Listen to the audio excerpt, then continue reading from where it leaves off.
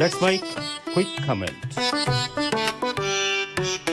नमस्कार, मैं हूँ Rakhi Jain. Let's mic quick comment में आपका स्वागत है। आज बात उस फैसले की जिसने राजनीति, संविधान, इतिहास और राष्ट्र भावना चारों को एक साथ बहस के केंद्र में ला खड़ा किया है।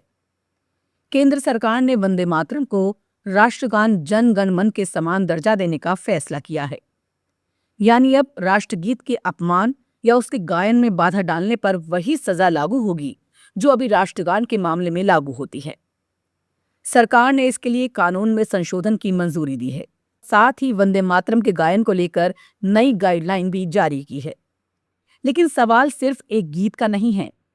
सवाल ये है, क्या ये फैसला राष्ट्रीय सम्मान को और मजबूत करेगा या फिर ये आने वाले समय में नई राजनीतिक और सामाजिक बहसों को जन्म देगा। आज के क्विक कमेंट में हम इसी मुद्दे के हर पहलू को समझने की कोशिश करेंगे। दरअसल ये फैसला ऐसे समय आया है जब पश्चिम बंगाल विधानसभा चुनाव में भाजपा को बड़ी जीत मिली है। चुनाव के दौरान वंदे मातरम सिर्फ एक गीत नहीं रहा, बल्कि बंगाली अस्मिता और राष्ट्रवाद का बड़ा राजनीतिक प्रतीक बन गया। भाजपा ने राज्य भर में सामूहिक गायन, पदयात्राएं और बंकिम चंद्र चटर्जी की विरासत को केंद्र में रखकर अभियान चलाया।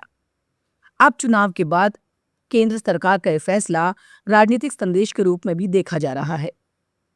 सरकार की नई गाइडलाइन के मुताबिक अगर किसी कार्यक्रम में राष्ट्रगीत और राष्ट्रगान दोनों होंगे तो पहले वंदे मातरम गाया जाएगा, उसके बाद जन गण मन।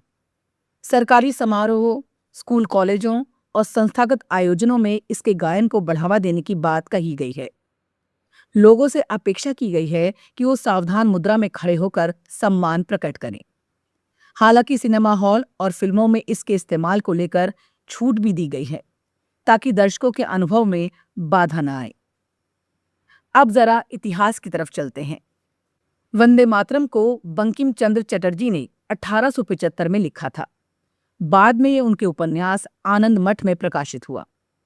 1896 में रविंद्रनाथ टैगोर ने कांग्रेस अधिवेशन में इसे पहली बार सार्वजनिक रूप से गाया। आजादी की लड़ाई के दौरान ये गीत स्वतंत्रता सेनानियों का जोशीला नारा बन गया। अंग्रेजी हुकूमत के खिलाफ संघर्ष में वंदे मातरम सिर्फ शब्द नहीं था, बल्कि भावनाओं का विस्फोट था। लेकिन इसी इतिहास का दूसरा पक्ष भी है। आजादी से पहले ही इस गीत की कुछ पंक्तियों को लेकर विवाद शुरू हो गया था, खास तौर पर देवी स्वरूप में भारत माता के वर्णन को लेकर।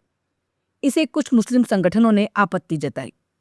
1937 में कांग्रेस कार्य समिति ने फैसला किया कि सार्वजनिक कार्यक्रमों में केवल 2 अंतरे ही गाए जाएं, क्योंकि उन्हें अपेक्षाकृत सर्वस्वीकार्य माना गया। यही वजह है कि आज भी आधिकारिक तौर पर सामान्यतः वही हिस्सा गाया जाता है। अब सरकार के नए फैसले के बाद बहस फिर तेज हो गई है। समर्थकों का कहना है कि जिस गीत ने स्वतंत्रता आंदोलन को ऊर्जा दी, उसे राष्ट्रगान जैसा सम्मान मिलना चाहिए। उनके मुताबिक राष्ट्रीय प्रतीकों के प्रति सम्मान देश की एकता और सामूहिक चेतना को मजबूत करता है। वो ये भी कहते हैं कि अगर राष्ट्रध्वज और राष्ट्रगान के अपमान पर कानून हो सकता है तो राष्ट्रगीत के लिए क्यों नहीं। वहीं आलोचकों की चिंता दूसरी है। उनका कहना है कि देशभक्ति को कानून और दंड के जरिए लागू करना संवेदनशील मामला है। सवाल ये भी उठ रहा है कि क्या किसी गीत के सम्मान को कानूनी दायरे में लाने से अभिव्यक्ति की स्वतंत्रता और व्यक्तिगत अधिकारों पर असर पड़ेगा। विपक्ष इसे राजनीतिक ध्रुवीकरण से जोड़कर भी देख रहा है। कांग्रेस और अन्य दलों का आरोप है कि राष्ट्रवाद के मुद्दों को चुनावी रणनीति के तौर पर इस्तेमाल किया जा रहा है। असल में भारत जैसे विविधताओं वाले देश में राष्ट्रीय प्रतीक सिर्फ संवैधानिक विषय नहीं होते, वो भावनाओं, पहचान और राजनीति तीनों से जुड़े होते हैं।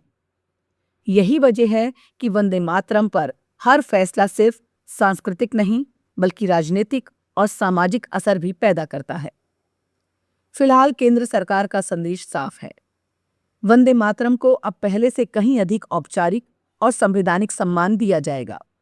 लेकिन आने वाले दिनों में असली परीक्षा इस बात की होगी कि ये फैसला राष्ट्रीय एकता को कितना मजबूत करता है और क्या ये सम्मान स्वाभाविक भावनाओं से आता है या कानूनी बाध्यता के रूप में देखा जाता है। क्योंकि इतिहास गवाह है किसी भी राष्ट्र की असली ताकत उसके प्रतीकों में नहीं, बल्कि उन प्रतीकों के प्रति लोगों के भीतर मौजूद विश्वास और भावनात्मक जुड़ाव में होती है। फिलहाल इस मुद्दे पर बहस जारी है और शायद आगे भी जारी रहेगी। नमस्कार। आप सुन रहे थे let's mike more than radio. Follow कीजिए हमें हमारे सोशल मीडिया प्लेटफॉर्म्स पर।